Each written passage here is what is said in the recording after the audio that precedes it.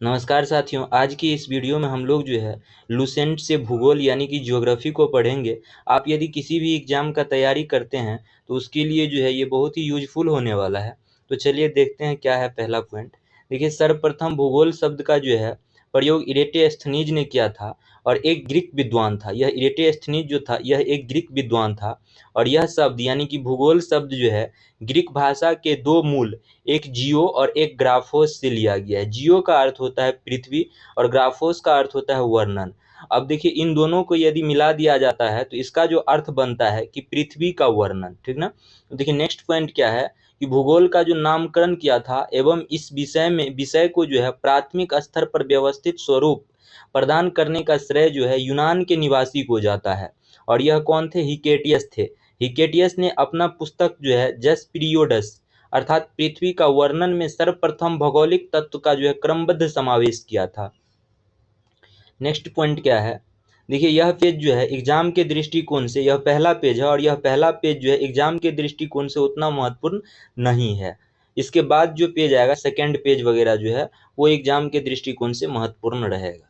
देखिए यहाँ क्या है कि अध्ययन के लिए स्वतंत्र विषय के रूप में भूगोल को जो है 19वीं शताब्दी में ही मान्यता मिली थी। अब 20वीं शताब्दी के आरंभ में जो है भूगोल मनुष्य और पर्यावरण के पारस्परिक संबंधों के अध्ययन के रूप में विकसित हुआ।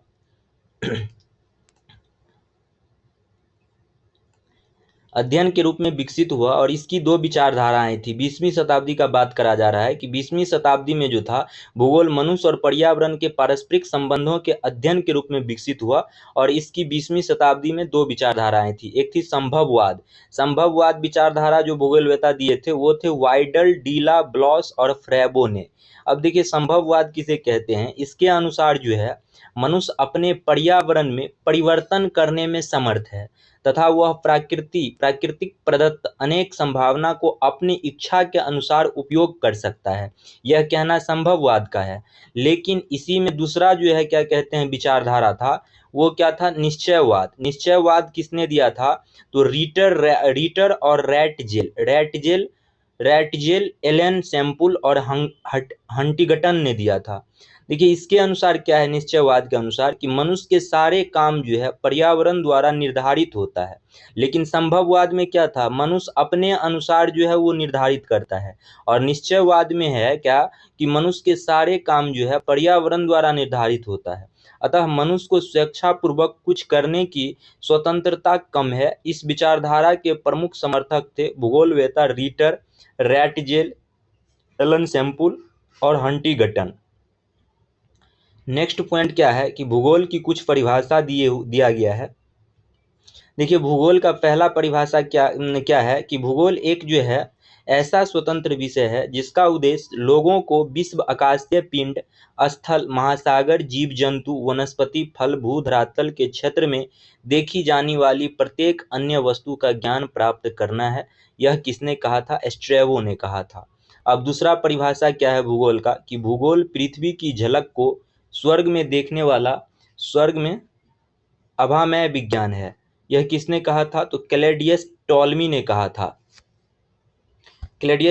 कहा था। भूगोल वह विज्ञान है। तीसरा पॉइंट क्या है? तीसरा परिभाषा कि भूगोल वह विज्ञान है जिसमें पृथ्वी को स्वतंत्र ग्रह के रूप में मान्यता देते हुए उसके समस्त लक्षण, घटना एवं उसके अंतः संबंध का अध्ययन किया जाता है।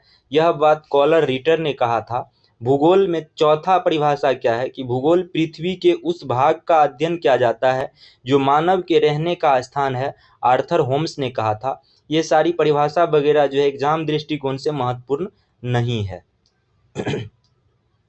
अब देखिए, नेक्स्ट पॉइंट जो है वो ब्रह्मांड के बारे में कहा जा रहा है। यहाँ से जो है दो तीन पॉइंट जो है हमारे एग्जाम के दृष्टिकोण से महत्वपूर्ण है। जैसा कि ब्रह्मांड की उत्पत्ति कैसे हुआ, इसमें महाविस्फोट सिद्धांत वगैरह से जो है हमारे एग्जाम में क्वेश्चंस पूछे जाते हैं। तो देखिए, यहाँ ब्रह्मांड से उत्पत्ति के बारे में क्या दिया गया है कि अस्तित्वमान द्रव्य एवं ऊर्जा के सम्मिलित रूप को ब्रह्मांड कहते हैं। ब्रह्मांड किसे कहते हैं? तो अस्तित्वमान द्रव्य यानी कि जितने भी छोटे, पृथ्वी हो या ग्रह, किसी भी ग्रह पे, पूरे दुनिया में, विश्व में जो भी ग्रह, सूर्य, तारे हैं, जो सभी क्या किसके अंतर्गत आते हैं? तो ब्रह्मांड के अंतर्गत आते हैं, इनका कहना हुआ। अब दूसरे शब्द में जो है सूक्ष्मतम अणु को लेकर महाकाय, आकाश, गंगा तक के सम्मिलित स्वरूप को क्या कहा जाता है? ब्रह्मांड कहा जाता है। अब देखिए ब्रह्मांड के उत्पत्ति के बारे में बताया गया है कि ब्रह्मांड का उत्पत्ति कैसे हुआ। तो पहला सिद्धांत क्या है, महाविस्फोटक सिद्धांत, इसी को क्या कहते हैं, बिग बैंग थ्योरी कहते हैं। यह सिद्धांत किसने दिया था, तो जॉर्ज लेमेंत्रे ने दिया था। यह सिद्धांत किसने दिया था, जॉर्ज लेमेंत्रे ने दिया था। याद रखिएगा, एग्जाम दृष्टिकोण से बहुत ही महत्वपूर्ण पॉइंट है। अब देखिए इसी में जो है तीन और सिद्धांत दिया गया है ब्रह्मांड से रिलेटेड, ब्रह्मांड के उत्पत्ति से रिलेटेड। दूसरा सिद्धांत क्या है कि साम्यावस्था या सतत सृष्टि सिद्धांत, इसी को कहते हैं सतत सृष्टि सिद्धांत भी, या इसी को कहते हैं स्थिर अवस्था संकल्पना भी, ठीक ना। यह सिद्धांत किसने दिया था, तो थॉमस गोल्ड, दो आदमी मिलके दिया था, थॉमस गोल्ड एवं हरमन बॉडी ने मिलके दिया था, ठीक ना। याद रखिएगा किसने दिया था। दोलन सिद्धांत भी जो है ब्रह्मांड की उत्पत्ति से रिलेटेड है। यह सिद्धांत डॉक्टर एलन संडेजा ने दिया था। स्फीति सिद्धांत भी जो है यह भी ब्रह्मांड से उत्पत्ति से रिलेटेड है। यह सिद्धांत अलेन गुथ ने दिया था। अब देखिए महाविस्फोट सिद्धांत जो है वो महाविस्फोट सिद्धांत जो है वो सर्वाधिक मान्य सिद्धांत है ब्रह्मांड के उत्पत्ति के संबंध में। तो यहाँ से महाविस्फोट सिद्धांत से हमारे एग्जाम में डिटेल से क्वेश्चन पूछा जाता है। तो देखिए यहाँ क्या है, इसका प्रतिपादन किसने किया था, तो बेल्जियम के खगोलज्ञ एवं पादरी थे। कौन थे, पादरी थे, खगोलज्ञ भी थे। किसने किया था, तो जॉर्ज लेमेंत्रे ने किया था। कहाँ का था, तो बेल्जियम का था, किया था। बाद में रॉबर्ट वैगनर ने इस सिद्धांत की व्याख्या किया था। देखिए ब्रह्मांड की जो उत्पत्ति से रिलेटेड महाविस्फोटक सिद्धांत है, यह सिद्धांत तो जॉर्ज लेमेंत्रे ने दिया था, लेकिन इसकी व्याख्या बाद में रॉबर्ट वैगनरे ने किया था। याद रखिएगा महाविस्फोट सिद्धांत के अनुसार क्या क्या कैसे हुआ उत्पत्ति। तो देखिए पहला पॉइंट क्या है कि आरंभ में, महाविस्फोट सिद्धांत के अनुसार क्या है कि आरंभ में वे सभी पदार्थ जिनसे ब्रह्मांड अभी बना है अति छोटे गोलक एकाकी परमाणु के रूप में एक ही स्थान पर स्थित था, महाविस्फोट सिद्धांत के अनुसार, जिनका आयतन जो है अत्यधिक सूक्ष्म एवं तापमान तथा घनत्व क्या था, अनंत था। अनंत तो रहेगा ही रहेगा, क्योंकि अभी जितना बड़ा ब्रह्मांड है वो क्या था, एक मटर के दाने के रूप में समेटा हुआ था। तो इसका तो स्वाभाविक है, क्या कहते हैं, तापमान, सूक्ष्म घनत्व वगैरह जो है वो अनंत रहेगा। अब देखिए दूसरा पॉइंट क्या है कि अत्यधिक संकेंद्रण के कारण बिंदु का आकस्मिक विस्फोट हुआ। अत्यधिक संकेंद्रण के कारण क्या हुआ, बिंदु का, उस बिंदु का, जिस बिंदु से हम लोग का निर्माण हुआ, ब्रह्मांड का निर्माण हुआ है, उसका क्या हुआ कि आकस्मिक विस्फोट हुआ, जिससे महाविस्फोटीय ब्रह्मांड विस्फोट कहा गया। उसे क्या कहा गया, ब्रह्मांडीय विस्फोट कहा गया, बिग बैंग कहा गया। इस अचानक विस्फोट से जो है पदार्थ का क्या हुआ, बिखराव हुआ, जिससे सामान्य पदार्थ निर्मित हुए। इसके अलगाव के कारण काले पदार्थ बने, जिनके समूहन से अनेक ब्रह्मांडीय पिंडों का क्या हुआ, सृजन हुआ। थोड़ा सा जूम कर लेते हैं।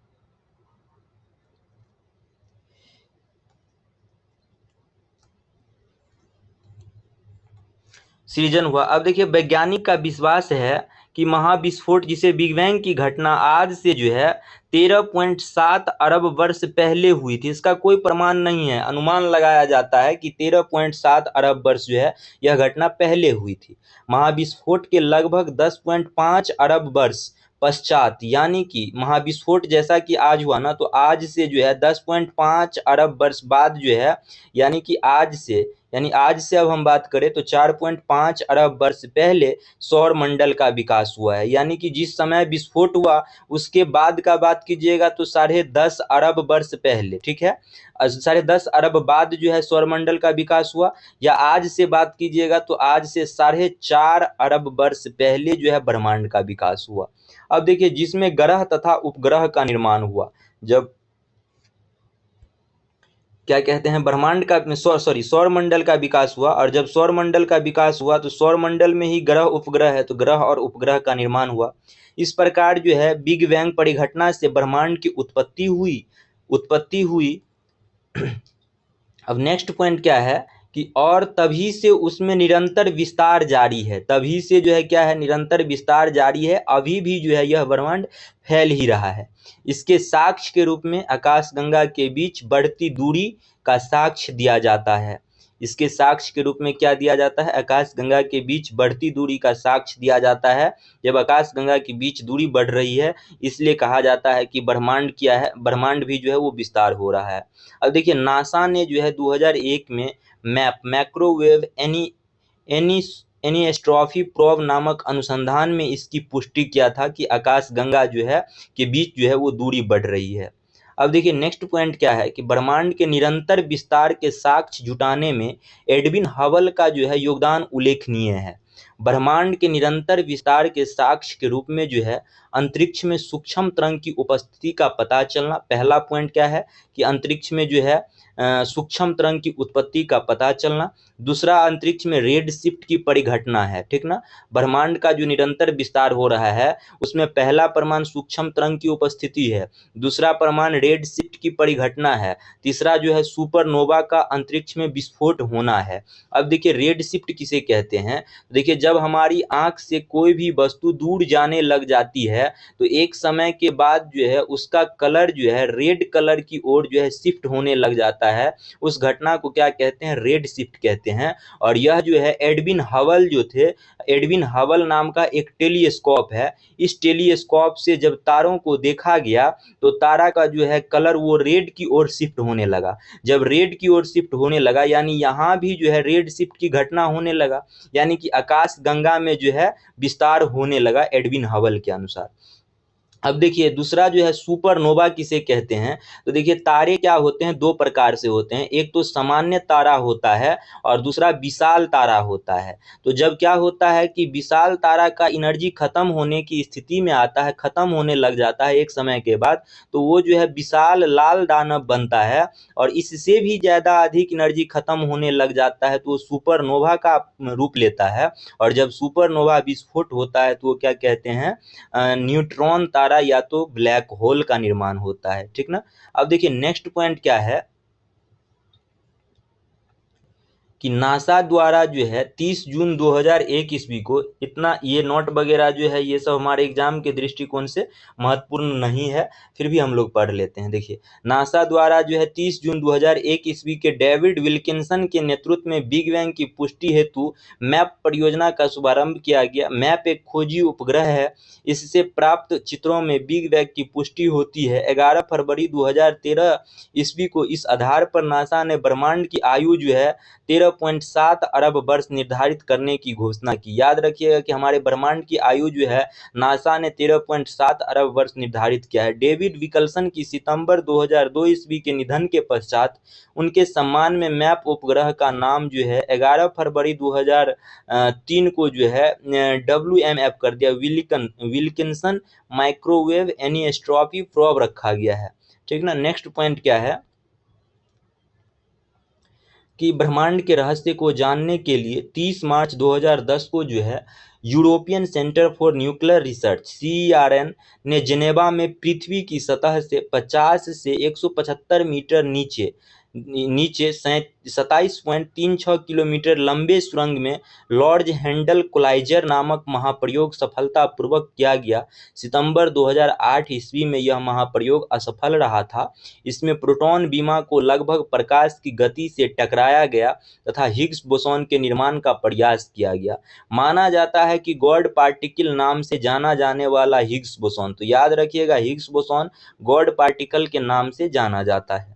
हिग्स बोसॉन में ही ब्रह्मांड के रहस्य छिपे हुए हैं माना जाता है, क्योंकि यह सबसे बेसिक यूनिट माना जाता है। अब देखिए फिर जो है यूरोपियन सेंटर, यही ना यूरोपियन जो है European centre for nuclear research ने 4 जुलाई 2012 ईस्वी को हिग्स बोसॉन से, देखिए अब नेक्स्ट पेज में क्या है,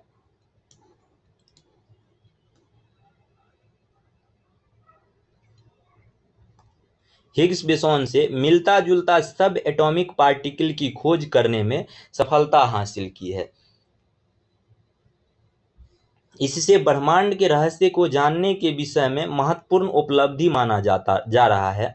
अब देखिए नेक्स्ट पॉइंट है कि ब्रिटिश वैज्ञानिक हिग्स ने, याद रखिएगा कि हिग्स बोसॉन कहाँ के वैज्ञानिक थे, ब्रिटिश वैज्ञानिक थे, जिन्होंने 1964 ईस्वी में कॉस्मोलॉजी समझने हेतु गॉड पार्टिकल परमाणु अवधारणा को पेश किया था, जो भारतीय वैज्ञानिक सत्येंद्र नाथ बोस के बोसॉन थ्योरी पर आधारित था। तो याद रखिएगा नोट यह महत्वपूर्ण है, ब्रिटिश वैज्ञानिक हिग्स बोसॉन ने 1964 में कॉस्मोलॉजी समझने हेतु गॉड पार्टिकल परमाणविक अवधारणा को पेश किया था, जो भारतीय वैज्ञानिक सत्येंद्र नाथ बोस के बोसॉन थ्योरी पर आधारित है। अब नेक्स्ट पॉइंट क्या है, ब्रह्मांड का जो व्यास है वो कितना है, 10 के पावर 8 प्रकाश वर्ष है। ब्रह्मांड में अनुमानतः 100 अरब मंदाकिनी गैलेक्सी। अब यहाँ से जो है हमारे एग्जाम दृष्टिकोण से महत्वपूर्ण पॉइंट है, तो ध्यान से देखिएगा। देखिए क्या है कि ब्रह्मांड में अनुमानतः अनुमान लगाया जा रहा है कि 100 अरब मंदाकिनी गैलेक्सी है। प्रत्येक मंदाकिनी में अनुमानतः 100 अरब तारे होते हैं। अनुमान लगाया गया है कि ब्रह्मांड में 100 अरब मंदाकिनी है और एक मंदाकिनी में जो है 100 अरब तारे हैं, अनुमान लगाया गया है। नेक्स्ट पॉइंट है कि मंदाकिनी क्या है, तारों का एक समूह है जो धुंधला सा दिखाई पड़ता है तथा जो तारा निर्माण प्रक्रिया की शुरुआत का गैस पुंज है, मंदाकिनी कहलाता है। तो याद रखिएगा, मंदाकिनी क्या है, तारों का एक समूह है। एक मंदाकिनी में 100 अरब एक मंदाकिनी में जो है 100 अरब तारे हैं। पूरे ब्रह्मांड में 100 अरब मंदाकिनी है। अब देखिए नेक्स्ट पॉइंट, हमारी पृथ्वी की अपनी एक मंदाकिनी है, यानी सूर्य जिस मंदाकिनी में रहता है उसे क्या कहते हैं, दुग्ध मेखला। सूर्य भी तो किसी न किसी मंदाकिनी में रहेगा, क्योंकि सूर्य भी क्या है, तारा है, इसलिए सूर्य भी जिस मंदाकिनी में रहता है उसे दुग्ध मेखला या आकाश गंगा कहते हैं। इंग्लिश में उसे मिल्की वे कहते हैं। अब तक ज्ञात इस मंदाकिनी का 80% भाग क्या था, सर्पिल था। मंदाकिनी का अब कह रहा है, मंदाकिनी का अर्थ क्या कहते हैं, मंदाकिनी कह रहा है, तो मंदाकिनी का 80% भाग जो अभी तक जो भी मंदाकिनी मिला है उसका 80% भाग जो था वो सर्पिला था। इस मंदाकिनी की सबसे पहले किसने देखा था, तो गैलीलियो ने देखा था। देखिए नेक्स्ट पॉइंट क्या है कि आकाश गंगा की सबसे नजदीकी मंदाकिनी को देवयानी कहते हैं, एंड्रोमेडा नाम दिया गया है। आकाश गंगा की यानी कि हमारा जो दुग्ध मेखला है, पृथ्वी का जो मंदाकिनी है उसे आकाश गंगा कहते हैं। तो उसका सबसे नजदीकी मंदाकिनी यानी हम लोग का जो सबसे नजदीकी मंदाकिनी है वो देवयानी है, एंड्रोमेडा नाम दिया गया है। नवीनतम मंदाकिनी, याद रखिएगा, नवीनतम मंदाकिनी को गैलेक्सी यानी कि ड्वार्फ मंदाकिनी कहते हैं। अब नेक्स्ट पॉइंट है निहारिका नेबुला। निहारिका में कैसे तारों का निर्माण होता है ये बताया गया है। अब देखिए नेक्स्ट पॉइंट, निहारिका नेबुला, यह एक ब्रह्मांडीय नर्सरी है जहां तारों का जन्म होता है। निहारिका से क्या होता है, तारों का जन्म होता है। निहारिका में धूल और गैस का बादल होता है। सभी तारों का जन्म निहारिका में होता है, सिर्फ कुछ दुर्लभ अवसर को छोड़कर, जिसमें दी न्यूट्रॉन तारे एक श्याम बीवर बनते हैं। वैसे भी न्यूट्रॉन तारे और श्याम बीवर मृत तारे माने जाते हैं। देखिए न्यूट्रॉन तारे और श्याम बीवर को छोड़कर बाकी के जो भी तारे हैं उसका जन्म निहारिका में होता है, नेबुला में होता है। निहारिका क्या है, निहारिका में धूल और गैस का बादल होता है। निहारिका में क्या होता है, धूल और गैस का बादल होता है। अब देखिए तारे जो होते हैं निहारिका में, तारे में जो गैस पाए जाते हैं वो कौन कौन से गैस, तो हाइड्रोजन गैस, हीलियम गैस, अन्य आयनीकृत प्लाज्मा गैस होती है तारों में। अब देखिए नेक्स्ट पॉइंट, निहारिका दो अलग अलग कारण से बनती है। पहला, ब्रह्मांड की उत्पत्ति से निहारिका बना होगा, और दूसरा किसी विस्फोट तारे से बने सुपरनोवा से। यानी अभी जो हम लोग पढ़ रहे थे सुपरनोवा जो पढ़े हैं, जब विशाल तारों का क्या कहते हैं एनर्जी पूर्ण रूप से खत्म होने की कगार पर आ जाता है तो वो सुपरनोवा का रूप लेता है, और जब सुपरनोवा का क्या कहते हैं विस्फोट होता है तो उससे भी निहारिका जो है वो पैदा ले सकता है, ठीक ना। अब देखिए नेक्स्ट पॉइंट क्या है कि ब्रह्मांड के जन्म के बाद परमाणु का जन्म हुआ। ब्रह्मांड के जन्म के बाद किसका जन्म, परमाणु का जन्म हुआ, और इन परमाणु से धूल और गैस के बादल का निर्माण हुआ। देखिए सबसे पहले क्या हुआ कि ब्रह्मांड का जब जन्म हुआ, जब विस्फोट हुआ तो ब्रह्मांड का जन्म हुआ, तो परमाणु का जन्म हुआ और इन परमाणुओं से धूल और गैस के बादल का निर्माण हुआ। उसके बाद सुपरनोवा से जो पदार्थ उत्सर्जित होता है, सुपरनोवा यानी जो विस्फोट होता है, तो उससे भी पदार्थ क्या होता है, उत्सर्जित होता है।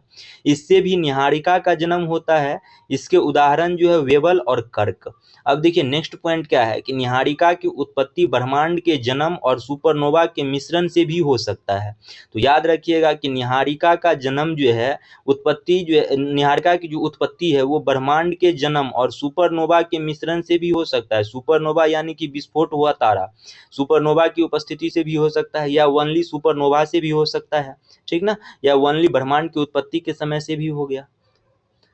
अब देखिए नेक्स्ट पॉइंट क्या है कि निहारिका के कुछ प्रकार तो निहारिका का जो कुछ प्रकार दिया गया है, तो इसमें से 1, 2, 3 ये हमारे एग्जाम के दृष्टिकोण से उतना महत्वपूर्ण नहीं है जितना क्या कहते हैं आर्यन नेबुला वाला महत्वपूर्ण है।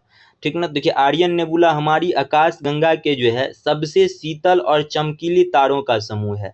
याद रखिएगा आर्यन नेबुला क्या है, हमारी आकाश गंगा की सबसे जो है शीतल और चमकीले तारों का समूह है।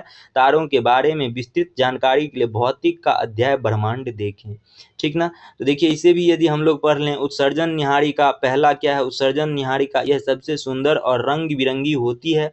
ये बन रहे तारों से प्रकाशित होती है, उदाहरण चील एवं झील निहारिका। ठीक ना। तो छोड़ देते हैं, ये सब हमारे एग्जाम के दृष्टिकोण से उतना महत्वपूर्ण नहीं है। आर्यन नेबुला ओनली याद रखिएगा कि हमारी आकाश गंगा के सबसे शीतल और चमकीले तारों का क्या है, समूह है आर्यन नेबुला। हमारी आकाश गंगा की सबसे शीतल और चमकीले तारों का समूह है आर्यन नेबुला। नेक्स्ट पॉइंट क्या है, सौर मंडल के बारे में दिया गया है।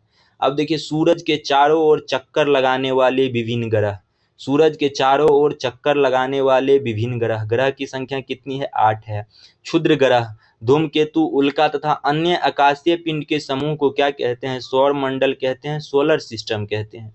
सौर मंडल में सूरज का प्रभुत्व है क्योंकि सौर मंडल निकाय के द्रव्य का लगभग जो है 99.999 द्रव्य जो है सूरज में निहित है। ठीक ना। उसके बाद देखिए सौर मंडल के समस्त ऊर्जा का स्रोत भी क्या है, सूरज ही है। तो याद रखिएगा सौर मंडल किसे कहते हैं, सूरज के चारों ओर चक्कर लगाने वाले विभिन्न ग्रह, क्षुद्र ग्रह, धूमकेतु, उल्का तथा अन्य आकाशीय पिंड के समूह को सौर मंडल कहते हैं। दूसरी बात याद रखना है, सौर मंडल के समस्त ऊर्जा का स्रोत क्या है, सूरज ही है।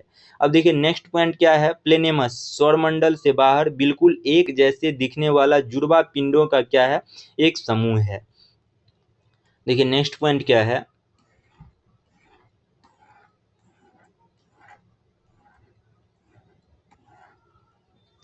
नेक्स्ट पॉइंट में सूरज के बारे में दिया गया है। सूरज क्या है, सौरमंडल का प्रधान है यानी सौरमंडल का मुखिया है। यह हमारी मंदाकिनी दुग्ध मेखला के केंद्र से लगभग 30,000 प्रकाश वर्ष की दूरी पर एक कोने में स्थित है, बीच में स्थित नहीं है। याद रखिएगा हमारी जो मंदाकिनी दुग्ध मेखला है, मिल्की वे जिसे कहते हैं, जिसे हम लोग आकाश गंगा कहते हैं, उसके केंद्र से लगभग 30,000 प्रकाश वर्ष की दूरी पर एक कोने में स्थित है। ठीक ना, केंद्र में स्थित नहीं है।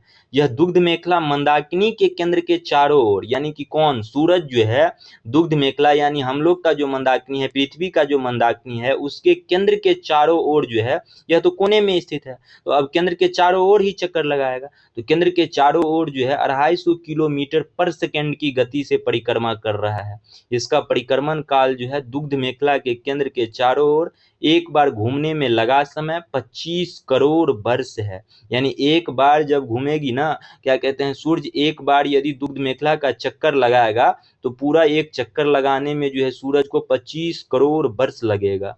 जिसे इस 25 करोड़ वर्ष लगेगा, इस समय को क्या कहते हैं, ब्रह्मांड वर्ष कहते हैं, कॉस्मोस ईयर कहते हैं। अब देखिए नेक्स्ट पॉइंट है, सूरज अपने अक्ष पर जो है पूरब से पश्चिम की ओर घूमता है। ये बहुत ही महत्वपूर्ण पॉइंट है, याद रखिएगा कि सूरज जो है अपने अक्ष पर पूरब से पश्चिम की ओर घूमता है, लेकिन पृथ्वी इसका उल्टा घूमता है।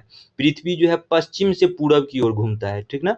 अब देखिए इसका मध्य भाग यानी सूरज का मध्य भाग 25 दिन में एवं ध्रुवीय भाग 35 दिन में एक घूर्णन करता है, याद रखना है। नेक्स्ट पॉइंट क्या है कि सूरज जो है ना एक गैस का गोला है। जब गैस का गोला है तो देखिए इसमें हाइड्रोजन 71% है, सूरज में हीलियम 26.5% है एवं अन्य तत्व 2.5% होता है। सूरज का केंद्रीय भाग क्या कहलाता है, कोर कहलाता है, क्रोड कहलाता है। केंद्रीय भाग का जो तापमान है वो 1.5 गुने 10⁻7 डिग्री सेल्सियस होता है तथा सूरज के बाहरी सतह का तापमान 6000 डिग्री सेल्सियस है। याद रखिएगा सूरज की केंद्रीय भाग को कोरोड कहते हैं। क्रोड का तापमान जो है 1.5 गुने 10⁻7 डिग्री सेल्सियस है और सूरज की बाहरी सतह का तापमान जो है 6000 डिग्री सेल्सियस है। ठीक ना। अब देखिए हेंसवेथ, नेक्स्ट पॉइंट है कि हेंसवेथ ने बताया कि 10⁻7 डिग्री सेल्सियस ताप पर सूरज के केंद्र पर जो है 10⁻7 डिग्री सेल्सियस ताप पर ही सूरज के केंद्र पर 4 हाइड्रोजन नाभिक मिलकर एक हीलियम नाभिक का निर्माण करता है। ठीक ना, क्योंकि तारा का जो ईंधन है ना, वो हाइड्रोजन है। हाइड्रोजन जो है हीलियम का निर्माण करता है, अर्थात सूरज के केंद्र पर नाभिकीय संलयन होता है, जो सूरज की क्या है, ऊर्जा का स्रोत है। अब नेक्स्ट पॉइंट क्या है कि सूरज की दीप्तिमान सतह को क्या कहते हैं। देखिए सबसे पहले डायग्राम से हम लोग इन पॉइंट को अगर समझ लेते हैं तो यहाँ का जो 2 पॉइंट है उसे हम लोग आसानी से समझ लेंगे। देखिए डायग्राम से कैसे समझेंगे, तो सूरज को 3 लेयर में बांटा गया है। पहला लेयर, दूसरा लेयर, और ये मान लेते हैं पहला लेयर, ये दूसरा, ये तीसरा लेयर मान लेते हैं। अब देखिए क्या हुआ है कि इसे क्या कहते हैं, इस बीच वाले भाग को जो है फोटोस्फीयर कहते हैं, प्रकाश मंडल कहते हैं, ठीक ना। और इस सेकंड वाले भाग को जो है वर्णमंडल क्रोमोस्फीयर कहते हैं। और अंतिम वाले भाग को, लास्ट सतह को, जो सबसे बाहरी सतह है, उसे क्या कहते हैं, सूर्यकृत कोरोना कहते हैं। तो देखिए अब यहाँ दिया कैसे गया, हम लोग इसे जान लेते हैं पहले। देखिए सूरज की दीप्तिमान सतह को क्या कहते हैं, प्रकाश मंडल कहते हैं। प्रकाश मंडल के किनारे प्रकाशमान नहीं होता है। यहाँ का ये देखिए, ये प्रकाशमान, ये क्या है, प्रकाश मंडल है। अब इसके किनारे यहाँ यहाँ जो होगा प्रकाश क्या होता है, मान नहीं होता है, क्योंकि सूरज का वायुमंडल जो है, सूरज का भी अपना वायुमंडल होगा। जिस तरह पृथ्वी का वायुमंडल है उसी तरह सूरज का भी वायुमंडल होगा। वायुमंडल क्या है, गैस का पुंज है, उसी तरह सूरज का भी क्या होगा, गैस का पुंज, वायुमंडल ही रहा होगा। तो वायुमंडल का जो प्रकाश का अवशोषण कर लेता है, प्रकाश मान नहीं होता है। क्यों नहीं होता है, क्योंकि वायुमंडल जो है प्रकाश का अवशोषण कर लेता है। नेक्स्ट पॉइंट क्या है कि क्रोमोस्फीयर, इसे क्या कहते हैं, वर्णमंडल कहते हैं। और यह लाल रंग का होता है, कौन सा, ये क्रोमोस्फीयर। अब देखिए नेक्स्ट पॉइंट क्या है, सूर्य ग्रहण के समय सूरज के दिखाई देने वाले भाग, जब सूर्य ग्रहण लगता है उस समय कौन सा भाग दिखाई देता है, बाहरी भाग दिखाई देता है। और बाहरी भाग को क्या कहते हैं, कोरोना कहते हैं, सूर्यकृत कहते हैं। यह सूरज का क्या है, बाहरी परत है। सूरजकृत एक्सरे उत्सर्जित करता है, याद रखना है, सूरजकृत क्या करता है, एक्सरे उत्सर्जित करता है। और सूरज का बाहरी भाग ही कोरोना के सॉरी क्या कहते हैं, सूर्य ग्रहण के समय दिखाई देता है। 2 बातें याद रखनी। तीसरी बात, इसे सूरज का मुकुट भी कहा जाता है। किसे सूरज का मुकुट कहा जाता है, कोरोना को जो है सूरज का मुकुट भी कहा जाता है, ठीक ना। तो याद रखिएगा, सूरज के बाहरी भाग को क्या कहते हैं, कोरोना कहते हैं, सूर्यकृत कहते हैं। और यह सूरज का जो बाहरी भाग है वो क्या उत्सर्जित करता है, तो एक्सरे उत्सर्जित करता है, ठीक ना। अब देखिए नेक्स्ट पॉइंट क्या है कि सूरज की उम्र कितनी, 5 मिलियन वर्ष है। भविष्य में सूरज द्वारा ऊर्जा देते रहने का समय 10 के पावर 11 वर्ष है। यह सब क्या करना है, याद ही करना है, समझना तो कुछ है नहीं। सूरज की प्रकाश को पृथ्वी तक पहुंचने में 8 मिनट 16.6 सेकंड का समय क्या होता है, लगता है। अब देखिए सौर ज्वाला के उत्तरी ध्रुव पर ऑरोरा बोरियोलिस कहते हैं, और दक्षिणी ध्रुव पर ऑरोरा ऑस्ट्रेलिस कहते हैं, ठीक ना। देखिए नेक्स्ट पॉइंट क्या है,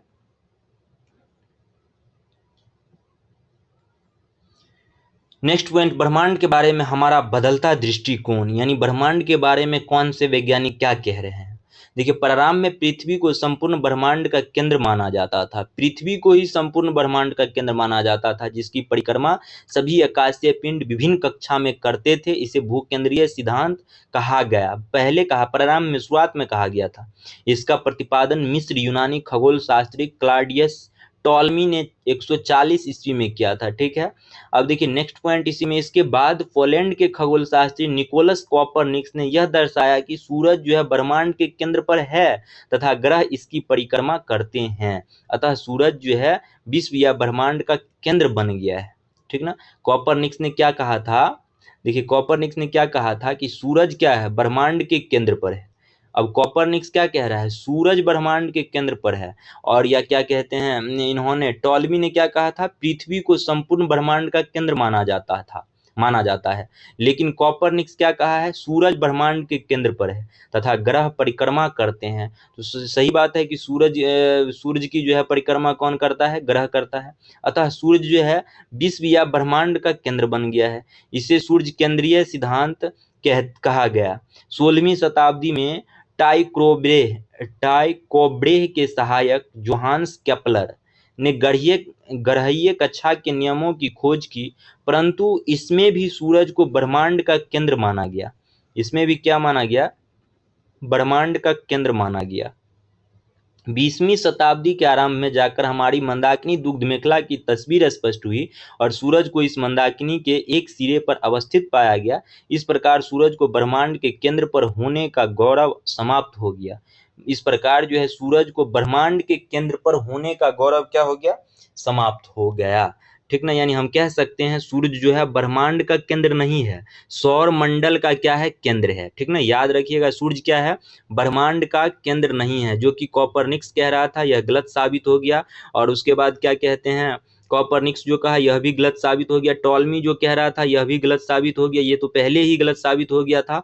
लेकिन कॉपरनिक्स का क्या कहते हैं, जब केपलर ने गणितीय कक्षा का नियम खोजा उसके बाद जाकर के जो है गणितीय कक्षा के नियम खोज की, परंतु उसकी भेद में ब्रह्मांड का केंद्र, सॉरी, कॉपरनिक्स का भी गलत साबित हो गया, केपलर का भी गलत साबित हो गया और टॉलमी का भी गलत साबित हो गया। लेकिन 20वीं शताब्दी के आरंभ में जाकर पता लगा, कब पता लगा, जब मंदाकिनी दुग्ध मेखला की तस्वीर स्पष्ट हुई, उसके बाद जाके पता लगा कि हमारा सूरज जो है वो ब्रह्मांड के केंद्र पर नहीं है, ब्रह्मांड के केंद्र पर नहीं है। ठीक ना, सूरज किसके केंद्र पर है, तो सौर मंडल का केंद्र है।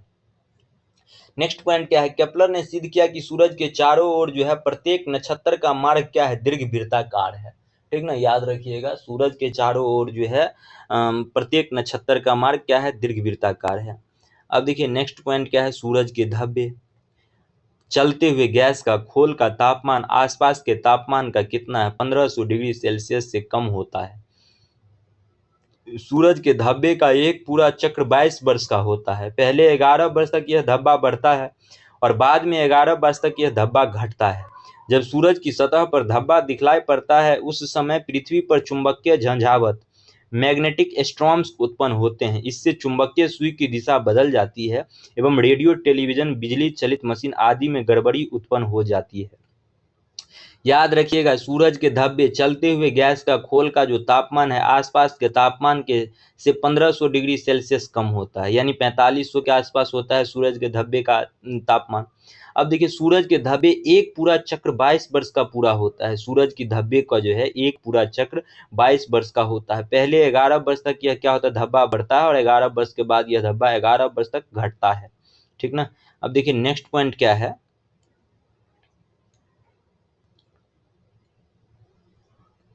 नेक्स्ट पॉइंट है कि सूरज का जो व्यास है लगभग सूरज का व्यास 13,92,000 किमी है, जो पृथ्वी के व्यास का क्या है, 110 गुना बड़ा है। सूरज हमारी पृथ्वी से 13 लाख गुना बड़ा है और पृथ्वी को सूर्य तप का 2 अरबवां भाग मिलता है। याद रखना है सूरज का व्यास क्या है, 13,92,000 किलोमीटर है, जो पृथ्वी के व्यास का क्या है, 110 गुना है। सूरज हमारी पृथ्वी से 13 लाख गुना क्या है, बड़ा है। उसके बाद देखिए मध्य रात्रि सूरज का अर्थ है मध्य रात्रि क्या है, सूरज का अर्थ है सूरज का ध्रुवीय वृत्त में देर तक चमकना। मध्य रात्रि का सूरज आर्कटिक क्षेत्र में दिखाई देता है। मध्य रात्रि का सूरज किस क्षेत्र में दिखाई देता है, आर्कटिक क्षेत्र में दिखाई देता है।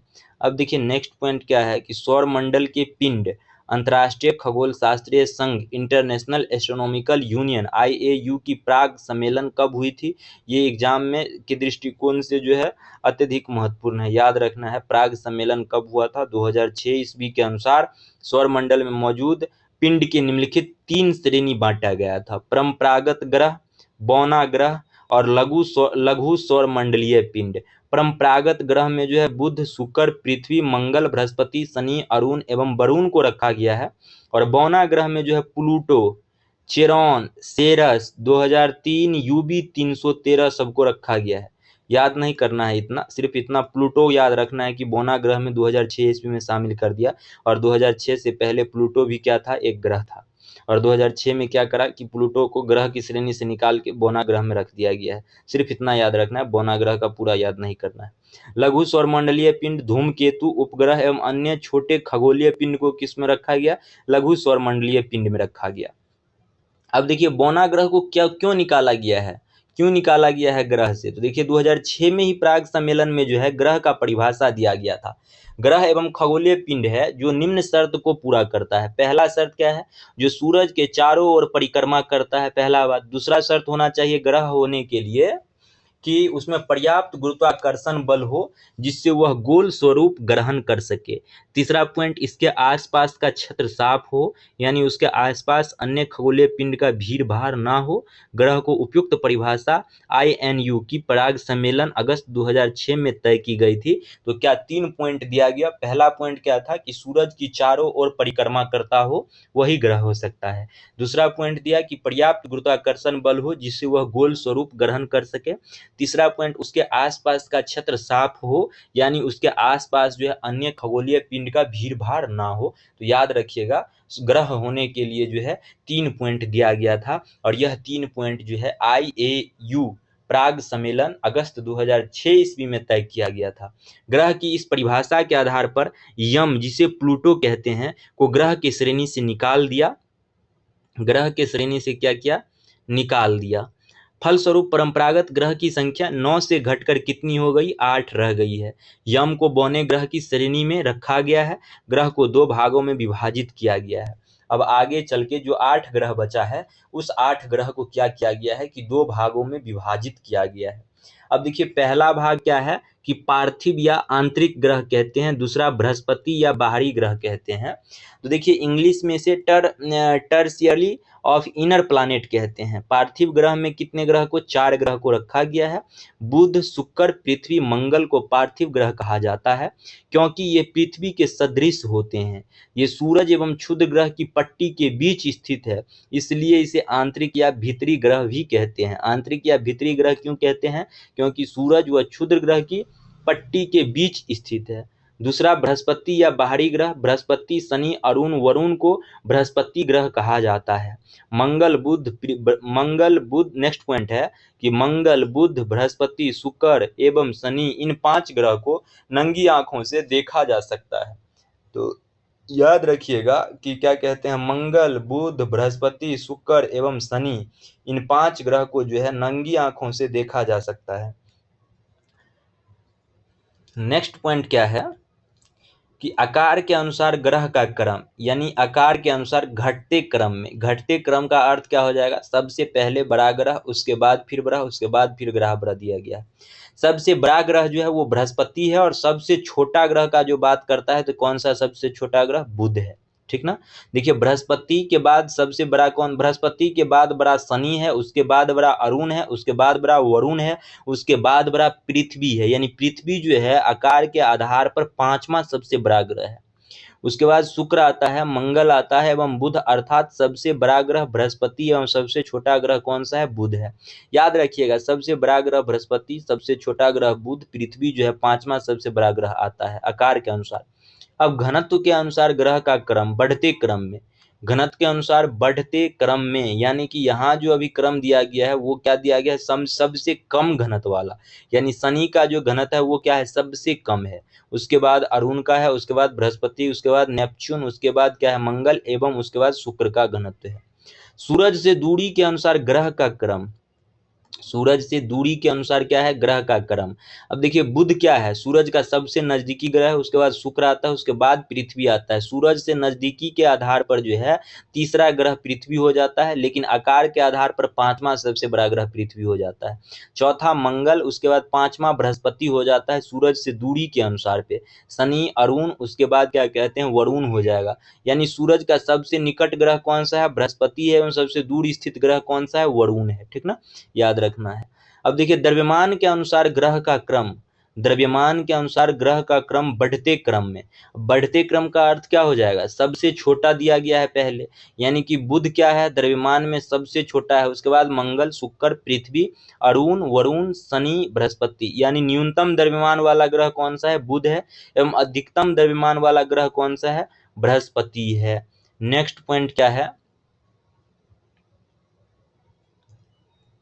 नेक्स्ट पॉइंट है कि परिक्रमण काल के अनुसार ग्रह का क्रम, बढ़ते क्रम में। अब देखिए, बुध, शुक्र, पृथ्वी, मंगल, बृहस्पति, शनि, अरुण एवं वरुण है।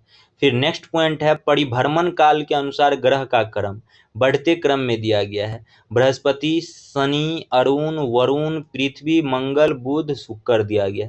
नेक्स्ट पॉइंट है अपने अक्ष पर झुकाव के आधार पर ग्रह का क्रम बढ़ते क्रम में, यानी सबसे कम जो झुकाव है अपने अक्ष पर वो शुक्र का ही है। बृहस्पति, उसके बाद बुध, पृथ्वी आता है, मंगल, शनि, वरुण, अरुण आता है। उसके बाद देखिए नेक्स्ट पॉइंट क्या है कि शुक्र एवं अरुण को छोड़कर अन्य सभी ग्रह का घूर्णन एवं परिक्रमण की दिशा एक ही है। शुक्र एवं अरुण को छोड़कर, याद रखना है, बहुत ही महत्वपूर्ण है एग्जाम के दृष्टिकोण से यह वाला पॉइंट। क्या महत्वपूर्ण है कि शुक्र एवं अरुण को छोड़कर अन्य सभी ग्रह का जो घूर्णन है ना, घूर्णन एवं परिक्रमण की दिशा एक ही है। शुक्र एवं अरुण के घूर्णन की दिशा जो है, घूर्णन की दिशा पूरब से पश्चिम है। शुक्र एवं अरुण की घूर्णन की दिशा क्या है, पूरब से पश्चिम है। और बाकी ग्रह का जो घूर्णन की दिशा है वो क्या है, पश्चिम से पूरब है। जबकि अन्य सभी ग्रह की घूर्णन दिशा क्या है, पश्चिम से पूरब है। अन्य सभी ग्रह की जो है वो घूर्णन की दिशा क्या है, पश्चिम से पूरब। हमारा जो पृथ्वी है उसका भी घूर्णन दिशा क्या है, पश्चिम से पूरब ही है। लेकिन सूरज का जो घूर्णन दिशा है वो क्या है, शुक्र एवं अरुण की तरह ही है, ठीक ना। अब देखिए नेक्स्ट पॉइंट क्या है, बुध के बारे में बताया जा रहा है। बुध को क्या कहते हैं, मरकरी भी कहते हैं। यह सूरज का सबसे नजदीकी ग्रह है, जो सूरज निकलने के 2 घंटे पहले दिखाई पड़ता है। सूरज का सबसे नजदीकी ग्रह, सूरज निकलने के 2 घंटे पहले जो ग्रह दिखाई देता है वो कौन सा है, बुध है, ठीक ना। अब देखिए बुध के बारे में और क्या दिया गया है नेक्स्ट पॉइंट में।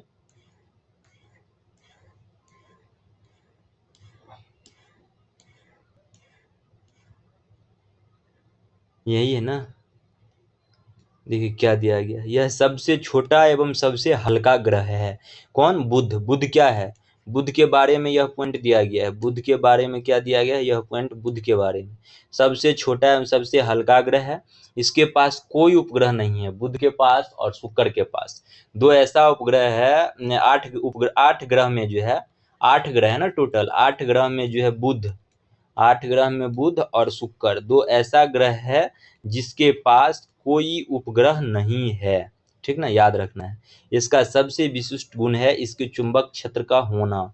यह सूरज की परिक्रमा सबसे कम समय में पूरी करता है, अर्थात यह सौरमंडल का सर्वाधिक कक्षीय गति वाला ग्रह है। उसके बाद नेक्स्ट पॉइंट क्या है कि यहाँ दिन अति गर्म व रात बर्फीली होती है। इसका तापांतरण सभी ग्रह में सबसे अधिक 600 डिग्री सेल्सियस है। इसका तापमान रात में जो है माइनस में चला जाता है 173 डिग्री सेल्सियस, एवं दिन में इसका 427 डिग्री सेल्सियस हो जाता है। इसलिए तो कहा गया है कि इसका तापांतरण सभी ग्रह से क्या है, अधिक है। तापांतरण का अर्थ होता है तापमान में अंतर, यानी कि रात और दिन में तापमान में कितना अंतर है। तो 600 डिग्री सेल्सियस अंतर है, क्योंकि रात को माइनस में 173 डिग्री सेल्सियस चला जाता है और दिन को 427 डिग्री सेल्सियस जो है वो प्लस में चला जाता है। तो अंतर निकालेंगे तो ये माइनस में, और अंतर का अर्थ होता है माइनस, तो माइनस माइनस क्या हो जाएगा, प्लस हो जाएगा। दोनों को ऐड करेंगे तो क्या हो जाएगा, 600 हो जाएगा, ठीक ना। इसलिए कहा गया है कि इसका तापांतरण क्या है, 600 डिग्री सेल्सियस है। याद रखना है, यह दिन अति गर्म एवं रात क्या होता है, बर्फीला होता है। और इसका तापांतर, तापमान नहीं, तापांतर मतलब तापमान में अंतर, रात दिन में अंतर कहा जा रहा है। अब नेक्स्ट पॉइंट क्या है, शुक्र। शुक्र को क्या कहते हैं, वीनस कहते हैं, ठीक ना। अब यहाँ से शुक्र से जो है हमारे एग्जाम में क्वेश्चन पूछे जाते हैं, क्योंकि शुक्र क्या है, पृथ्वी का जुड़वा बहन कहते हैं, साँझ का तारा, इसलिए ये सारे क्वेश्चन पूछे जाते हैं। देखिए क्या है, यह पृथ्वी का निकटतम है, सबसे चमकीला एवं सबसे गर्म ग्रह है। देखिए शुक्र जो है क्या है, सबसे गर्म ग्रह है। लेकिन तापांतरण में अगर पूछेगा तो याद रखना है, तापांतरण में कौन सा ग्रह था, बुध सबसे ज्यादा तापांतरण में था, यानी कि दिन और रात में सबसे ज्यादा तापमान में अंतर होने वाला बुध है, यानी तापांतरण सबसे अधिक किसका है, बुध का है। लेकिन सबसे गर्म ग्रह अगर पूछा जाए तो कौन सा हो जाएगा, शुक्र हो जाएगा। यह पृथ्वी का क्या है, निकटतम ग्रह है, सबसे चमकीला। इसे सांझ का तारा, भोर का तारा कहा जाता है, क्योंकि यह शाम में पश्चिम दिशा में तथा सुबह में पूरब की दिशा में आकाश में दिखाई पड़ता है। शुक्र और अरुण का क्या था, घूर्णन काल क्या था, बाकी ग्रहों से उल्टा था, विपरीत था। इसलिए क्या होता है, क्योंकि यह शाम में पश्चिम दिशा में दिखाई देता है तथा सुबह में किधर दिखाई देता है, पूरब की दिशा में आकाश में दिखाई पड़ता है। यह अन्य ग्रह की विपरीत दक्षिणावर्त क्लॉकवाइज चक्रण करता है। इसे पृथ्वी का भागिनी ग्रह कहते हैं। यही सब हमारे एग्जाम के दृष्टिकोण से बहुत ही महत्वपूर्ण है। शुक्र के बारे में जो भी यह पॉइंट दिया गया है, सारा का सारा पॉइंट हमारे एग्जाम के दृष्टिकोण से बहुत ही महत्वपूर्ण है, ठीक ना। अब देखिए, यह घनत्व, आकार एवं व्यास में पृथ्वी के समान है, ठीक ना, इसलिए पृथ्वी का भागिनी ग्रह कहा जाता है। क्या है, घनत्व, आकार एवं व्यास में पृथ्वी के समान है, इसलिए पृथ्वी का भागिनी ग्रह भी कहते हैं। अब देखिए इसके पास क्या है, कोई उपग्रह नहीं है, जैसा कि हम लोग अभी जो है 1-2 मिनट पहले पढ़े हैं ना कि बुध और शुक्र के पास क्या है, कोई ऐसा उपग्रह नहीं है। तो याद रखना है, बुध और शुक्र के पास जो है कोई उपग्रह नहीं है। बुध जो है तापांतरण में सर्वाधिक है और शुक्र गर्म, सबसे गर्म ग्रह है। तीसरा पॉइंट क्या याद रखना है कि शुक्र और अरुण जो था वो क्या था, विपरीत दक्षिणावर्त जो है वो चक्रण करता है। नेक्स्ट पॉइंट बृहस्पति के बारे में दिया गया है। बृहस्पति के बारे में, बृहस्पति को जुपिटर कहा जाता है। क्या कहा जाता है, जुपिटर कहा जाता है। अब देखिए यह सौर मंडल का सबसे बड़ा ग्रह है। इसे अपनी धुरी पर चक्कर लगाने में 10 घंटा यानी सबसे कम, और सूरज की परिक्रमा करने में 12 वर्ष लगते हैं।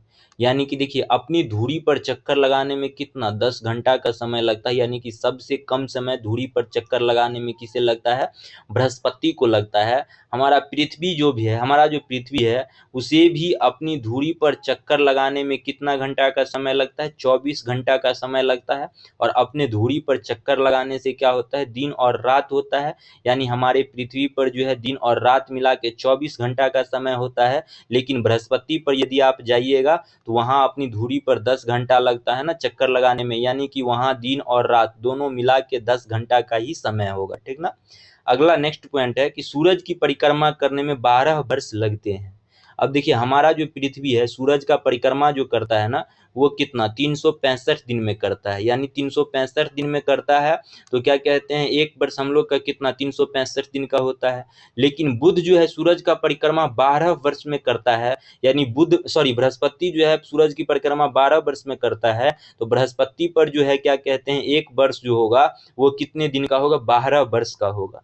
अब देखिए अगला नेक्स्ट पॉइंट है, बृहस्पति का द्रव्यमान जो है सूरज के द्रव्यमान का लगभग कितना है, 1000वां भाग है, ठीक ना। तो ये नेक्स्ट पॉइंट ये याद रखना है कि सूर्य जो है सौरमंडल का सबसे बड़ा ग्रह है। अपनी धुरी पर चक्कर लगाने में 10 घंटा का समय यानी सबसे कम समय जो है बृहस्पति ही लेता है। इसे जो है इसके उपग्रह गैनामीड पीले रंग का सभी उपग्रहों में सबसे बड़ा है। नेक्स्ट पॉइंट, यह जो है उपग्रह जो है गैनामीड, यह बहुत ही महत्वपूर्ण एग्जाम दृष्टिकोण से है। याद रखना है कि गैनामीड किसका उपग्रह है, बृहस्पति का उपग्रह है, पीले रंग का है। सभी उपग्रह में क्या है, सबसे बड़ा उपग्रह है। सभी उपग्रह में सबसे बड़ा है। ग्रह में पूछेगा तो बृहस्पति सबसे बड़ा ग्रह है और उपग्रह में गैनामीड, और यह गैनामीड किसका है, बृहस्पति का उपग्रह है। नेक्स्ट पॉइंट में मंगल के बारे में बताया जा रहा है, मार्स के बारे में कहा गया। देखिए मार्स के बारे में क्या है कि इसे लाल ग्रह, रेड प्लांट कहा जाता है। याद रखना है, लाल ग्रह कहा जाता है। और गैनामीड किस कलर का है, पीले रंग का है। लेकिन मंगल ग्रह को क्या कहा जाता है, लाल ग्रह कहा जाता है। इसका रंग लाल क्यों है, क्योंकि मंगल ग्रह पर जो है आयरन ऑक्साइड जो है वो पाया जाता है, इसलिए इसका रंग क्या है, लाल है। क्योंकि आयरन ऑक्साइड पाया जाता है और आयरन ऑक्साइड का रंग लाल होता है। अब नेक्स्ट पॉइंट क्या है कि यह पृथ्वी के समान 2 ध्रुव है। 2 ध्रुव पृथ्वी का नहीं, 2 ध्रुव है। एक उत्तरी ध्रुव और दूसरा कौन सा ध्रुव है, दक्षिणी ध्रुव। इसी तरह मंगल के पास भी क्या है, 2 ध्रुव है तथा इसकी कक्षा तलीय 25 डिग्री के कोण पर झुकी हुई है, जिसके कारण यहाँ पृथ्वी के समान ऋतु परिवर्तन होता है। देखिए इसका कक्षा तली 25 डिग्री के कोण पर झुका हुआ है, लेकिन पृथ्वी का क्या कहते हैं, कक्षा तली कितना झुका हुआ है, 66.5 डिग्री कोण पर झुका हुआ है, ठीक ना, 66.5 डिग्री। याद रखना है, पृथ्वी का कक्ष तल्य 66.5 डिग्री पृथ्वी, और पृथ्वी अपनी धुरी पर जो है 23.5 डिग्री झुकी हुई है। पृथ्वी अपनी धुरी पर क्या करी है, 23.5 डिग्री झुकी हुई है और अपनी कक्ष पर जो है 66.5 डिग्री झुकी है। अभी हम लोग पढ़ेंगे पृथ्वी के बारे में भी। अब देखिए इसमें नेक्स्ट पॉइंट क्या है कि इसके दिन का मान एवं अक्ष का झुकाव पृथ्वी के समान है। दिन का मान एवं अक्ष का झुकाव पृथ्वी के समान है। यह अपनी धुरी पर 24 घंटे में एक बार चक्कर लगाता है, कौन, मंगल। और हमारा पृथ्वी भी अपनी धुरी पर जो है एक चक्कर पूरा करने में 24 घंटा का समय लगाता है। अब देखिए मंगल के पास 2 उपग्रह है, एक फोबोस और एक डिमोस। याद रखना एग्जाम दृष्टिकोण से महत्वपूर्ण है। सूरज की परिक्रमा करने में 687 दिन लगते हैं, लेकिन हमारी पृथ्वी को सूरज का परिक्रमा करने में 365 दिन ही लगते हैं, ठीक ना। अब देखिए सौर मंडल का सबसे बड़ा ज्वालामुखी कौन सी है, ओलिपस मेसी एवं सौरमंडल का सबसे ऊंचा पर्वत जो है, सौरमंडल का बात कर रहा है, पृथ्वी का बात नहीं कर रहा है। सौरमंडल का सबसे बड़ा ज्वालामुखी ओलिपस मेसी है, लेकिन उसका ऊंचा पर्वत सौरमंडल का निक्स ओलंपिया है, जो माउंट एवरेस्ट से 3 गुना अधिक ऊंचा है। इसी ग्रह पर स्थित है। किस ग्रह पर स्थित है? मंगल ग्रह पर स्थित है ओलिपस मेसी भी, और क्या कहते हैं, निक्स ओलंपिया भी। निक्स ओलंपिया ऊंचा पर्वत है और ओलिपस मेसी ज्वालामुखी है। ठीक ना। नेक्स्ट पॉइंट क्या है? मार्स ओडेसी नामक कृत्रिम उपग्रह से मंगल पर बर्फ छत्रक और हिमशितित जल की उपस्थिति की सूचना मिली है। इसलिए पृथ्वी के अलावा यह एकमात्र ग्रह है जिस पर जीवन की संभावना व्यक्त की जाती है। पृथ्वी के अलावा किस पर जीवन की संभावना व्यक्त की जाती है? मंगल पर की जाती है। नेक्स्ट पॉइंट है कि 6 अगस्त 2012 ईस्वी को नासा का मार्स क्यूरियोसिटी रोवर नामक अंतरिक्ष यान मंगल ग्रह पर गेल क्रेटर नामक स्थान में पहुंचा। यह मंगल पर जीवन की संभावना तथा उसके वातावरण का अध्ययन कर रहा है। सिर्फ यहाँ से आपको एक पॉइंट याद रखना है कि पृथ्वी के अलावा जो है मंगल पर जीवन की संभावनाएं हैं। ठीक ना। उसके बाद देखिए नेक्स्ट पॉइंट क्या है? ISRO, Indian space research organization, यानी कि भारतीय अंतरिक्ष अनुसंधान संस्थान ने अपना मंगलयान जो है वो कब भेजा? 5 नवंबर 2013 को श्रीहरिकोटा आंध्र प्रदेश से ध्रुवीय अंतरिक्ष प्रक्षेपण यान PSLV C-25 प्रक्षेपित किया। यानी कि PSLV C-25 से जो है वो भेजा था अपने मंगलयान को। ठीक ना। यह भारत का पहला अंतरागणीय अभियान है। इसरो सोवियत अंतरिक्ष कार्यक्रम, नासा यूरोपियन अंतरिक्ष एजेंसी के बाद चौथी अंतरिक्ष एजेंसी है जिसने मंगल ग्रह के लिए अपना अंतरिक्ष यान भेजा। तो यह बहुत ही महत्वपूर्ण है। याद रखना होगा कि इसरो जो है सोवियत अंतरिक्ष कार्यक्रम, नासा और यूरोपियन। सोवियत यानी रूस के जो है अंतरिक्ष कार्यक्रम के बाद नासा आता है, और नासा के बाद यूरोपियन अंतरिक्ष एजेंसी के बाद जो है चौथा स्थान जो आता है मंगल ग्रह पर अपना अंतरिक्ष यान भेजने में, वो किसका आता है? इसरो का आता है, भारत का आता है। यानी चौथा क्या आता है? स्थान आता है। अब देखिए शनि को क्या कहते हैं? शनि को सेस्टेरम कहते हैं। यह आकार में दूसरा सबसे बड़ा ग्रह है। ठीक ना। इसकी विशेषता क्या है? इसके तल के चारों ओर वलय का होना, मोटी प्रकाश वाली कुंडली। वलय की संख्या कितनी है? 7 है। इसकी विशेषता क्या है? चारों ओर वलय। वलय मतलब रिंग के छल्ले की तरह। माना कि ये शनि है तो इसके चारों ओर इस तरह वलय होगा, इस तरह वलय होगा। इसे क्या कहते हैं? वलय कहते हैं। और इसकी संख्या कितनी है? 7 है। यह आकाश में पीले तारे की समान दिखाई पड़ते हैं। कौन? वलय। इसका घनत्व सभी ग्रह एवं जल से भी क्या है? कम है। शनि का घनत्व याद रखना है, बहुत ही महत्वपूर्ण पॉइंट है कि घनत्व सभी ग्रह से भी कम है और जल से भी कम है। यानी इसे जल में रखने पर क्या होगा? तैरने लगेगा। शनि जो है जल में रखने पर यह क्या होगा? तैरने लगेगा। अब नेक्स्ट पॉइंट क्या है? नेक्स्ट पॉइंट शनि के बारे में ही दिया गया है। शनि का सबसे बड़ा उपग्रह कौन सा है? टाइटन है, जो सौरमंडल का दूसरा सबसे बड़ा उपग्रह है। सौरमंडल का पहला सबसे बड़ा उपग्रह कौन सा था? गाइनामीड था। और यह गाइनामीड किसका उपग्रह था? तो बृहस्पति का उपग्रह था। सॉरी, बृहस्पति का क्या था? बृहस्पति का उपग्रह था। गाइनामीड किसका उपग्रह था? बृहस्पति का उपग्रह था। लेकिन यह क्या था? पहला उपग्रह में क्या था? पहला सबसे बड़ा उपग्रह था। लेकिन दूसरा सबसे बड़ा उपग्रह टाइटन है, जो किसका है? शनि का है। सौरमंडल का दूसरा सबसे बड़ा उपग्रह है। यह आकार में बुध के बराबर है। कौन? टाइटन की खोज 1665 में डेनमार्क के खगोल शास्त्री क्रिश्चियन हाइजन ने की। यह एकमात्र ऐसा उपग्रह है जिसका पृथ्वी जैसा स्वयं का सघन वायुमंडल है। याद रखना होगा, टाइटन जो है एक ऐसा उपग्रह है जिसके पास जो है स्वयं का सघन वायुमंडल है, पृथ्वी जैसा। नेक्स्ट पॉइंट क्या है? फोबो नामक शनि का उपग्रह इसकी कक्षा में घूमने की विपरीत दिशा में परिक्रमा करता है। नेक्स्ट पॉइंट जो है अरुण यूरेनस के बारे में कहा गया है। यह आकार में तीसरा सबसे बड़ा ग्रह है। इसका तापमान लगभग -215 डिग्री सेल्सियस। इसकी खोज 1781 में जो है ना विलियम हर्शेल द्वारा की गई थी। इनके चारों ओर 9 वलय है। 5 वलय का नाम अल्फा, बीटा, गामा, डेल्टा और इप्सिलॉन है। यह अपने अक्ष पर पूरब से पश्चिम की ओर अरुण और शुक्र दोनों क्या करता है, अपने अक्ष पर पूरब से पश्चिम की ओर दक्षिणावर्त घूमता है, जबकि अन्य ग्रह पश्चिम से पूरब की ओर वामावर्त घूमता है। यह सूर्योदय पश्चिम की ओर होता है। यहाँ जब पूरब से पश्चिम घूमता है इसलिए तो सूर्योदय पश्चिम की ओर होता है। यहाँ पूरब से पश्चिम घूमता है इसलिए सूर्योदय, देखिए हमारा ग्रह, हमारा पृथ्वी किधर से किधर, पश्चिम से पूरब घूमता है। हमारा पृथ्वी जो है वो पश्चिम से लेके पूरब घूमता है, तो पूरब में सूर्योदय होता है हम लोगों का। लेकिन यह क्या है, अरुण जो है पूरब से पश्चिम घूमता है, इसलिए पश्चिम में सूर्योदय होगा। तो पश्चिम की ओर सूर्योदय एवं सूर्यास्त जो है पूरब की ओर होता है। हम लोग का सूर्यास्त पश्चिम की ओर होता है, अरुण का सूर्यास्त किधर होगा, पूरब की ओर होगा। इसके सभी उपग्रह भी पृथ्वी के विपरीत दिशा में परिभ्रमण करते हैं। उपग्रह का बात करा जा रहा है।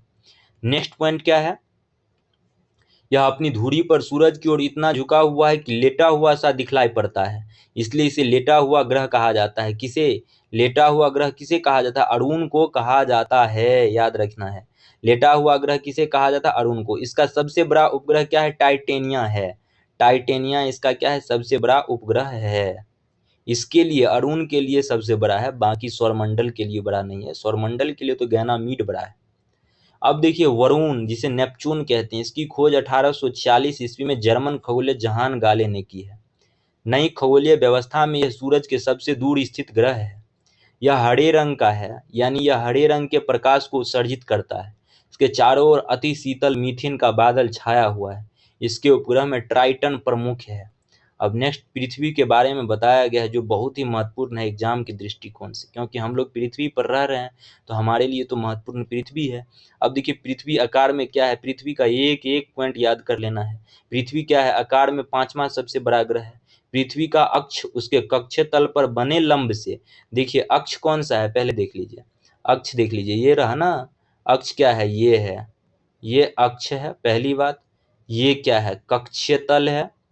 अब ये कक्ष तल पर लंब है, ठीक ना। अब देखिए क्वेश्चन आपका क्या कह रहा है, यहाँ पृथ्वी का अक्ष यानी इसका बात कर रहा है, उसके कक्ष तल पर बने लंब, यानी अक्ष जो है कक्ष तल पर यह लंब बना है, क्योंकि यह कक्ष तल है और इस पर यह लंब बना है और यह अक्ष है, तो यही बात कह रहा है कक्ष तल पर बने लंब, यानी इसका बने लंब से 23.5 डिग्री झुका है। यानी कि लंब से कितना डिग्री झुका हुआ है, अक्ष 23.5 डिग्री झुका हुआ है। दूसरे शब्द में इसी को पृथ्वी का जो अक्ष है, यानी इसी का फिर बात कर रहा है, पृथ्वी का जो अक्ष है पृथ्वी की कक्ष तल से, यानी अब जो है अब लंब से बात नहीं करा जा रहा है, अब कक्ष तल से बात करा जा रहा है। लंब से तो अक्ष 23.5 डिग्री झुका है, लेकिन अक्ष जो है कक्ष तल से 66.5 डिग्री झुका हुआ है। दूसरे शब्द में बात करा जा रहा है, तो याद रखिएगा लंब से अक्ष जो है 23.5 डिग्री झुका है, और लंब से अक्ष हो गया, और कक्ष तल से अगर अक्ष पूछ दिया जाए तो 66.5 डिग्री हो जाएगा, ठीक ना। अब देखिए नेक्स्ट पॉइंट क्या है, यह सौर मंडल का एकमात्र ग्रह है जिस पर क्या है, जीवन है। इसका एकमात्र उपग्रह, पृथ्वी का जो है एकमात्र उपग्रह कौन सा है, पृथ्वी का एकमात्र उपग्रह चंद्रमा है, ठीक ना। एकमात्र उपग्रह चंद्रमा है। इसका विषुवतीय व्यास 12,756 किमी, ध्रुवीय व्यास 12,713 किमी, दोनों व्यास का अंतर 43 किलोमीटर का है, ठीक ना। पृथ्वी का औसत व्यास 12,742 किमी है, लेकिन विषुवतीय व्यास 12,756 किमी है। इसकी गणना सर्वप्रथम इरेटोस्थनीज ने किया था। किसकी गणना, पृथ्वी के औसत व्यास का गणना इरेटोस्थनीज ने सर्वप्रथम किया था। अब देखिए नेक्स्ट पॉइंट क्या है कि सूरज से पृथ्वी की जो दूरी है ना, सूरज से पृथ्वी की दूरी 149.6 मिलियन किलोमीटर है। सूरज से पृथ्वी का दूरी बात करा जा रहा है। अब यह अपने अक्ष पर पश्चिम से पूरब, यह अपने अक्ष पर यानी कि पृथ्वी अपने अक्ष पर पश्चिम से पूरब 1610 किलोमीटर प्रति घंटा की चाल से 23 घंटे 56 मिनट और 4 सेकंड में एक पूरा चक्कर लगाती है। देखिए क्या कह रहा है कि पृथ्वी जो है अपने अक्ष पर, यानी पृथ्वी अपनी धुरी पर 1610 किलोमीटर प्रति घंटा की चाल से और पश्चिम से पूरब की ओर जो है घूर्णन कर रही है। यह घूर्णन करने में 23 घंटा 56 मिनट और 4 सेकंड का समय लगाती है। पृथ्वी की इस गति को घूर्णन या दैनिक गति कहते हैं। अपने अक्ष पर जो पृथ्वी घूर्णन करती है, चक्कर लगाती है, इसे क्या कहते हैं? घूर्णन या दैनिक गति कहते हैं। इस गति से दिन रात होते हैं। नेक्स्ट पॉइंट क्या है? पृथ्वी को सूरज की एक परिक्रमा पूरी करने में 365 दिन 5 घंटा 48 मिनट और 46 सेकंड का समय लगता है। ये सब क्या है? याद ही करना पड़ेगा, इसमें तो कुछ समझने का बात है ही नहीं। यानी क्या कह रहा है? पृथ्वी को सूरज की एक परिक्रमा, ये जो था, पृथ्वी अपनी धुरी पर एक चक्कर लगा रहा था, और अब पृथ्वी सूरज का एक परिक्रमा पूरी करने में 365 दिन 5 घंटा 48 मिनट 46 सेकंड, यानी कि लगभग 365 दिन 6 घंटा का समय लगाता है। इस समयावधि के दौरान परिक्रमा पूरी करने से पृथ्वी की माध्यम वेग लगभग 30 किलोमीटर से जो है होता है, किलोमीटर पर सेकेंड। 30 किलोमीटर पर सेकेंड जो है उसका वेग होता है। कब? जब सूरज का जो है, सूरज की परिक्रमा करता है तब। अब नेक्स्ट पॉइंट क्या है?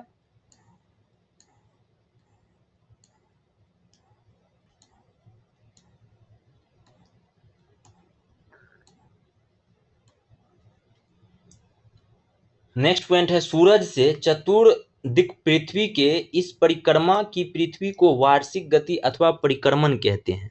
यानी कि सूरज की चारों ओर जो चक्कर लगाती है पृथ्वी, उस गति को क्या कहते हैं? वार्षिक गति कहते हैं या परिक्रमण गति कहते हैं।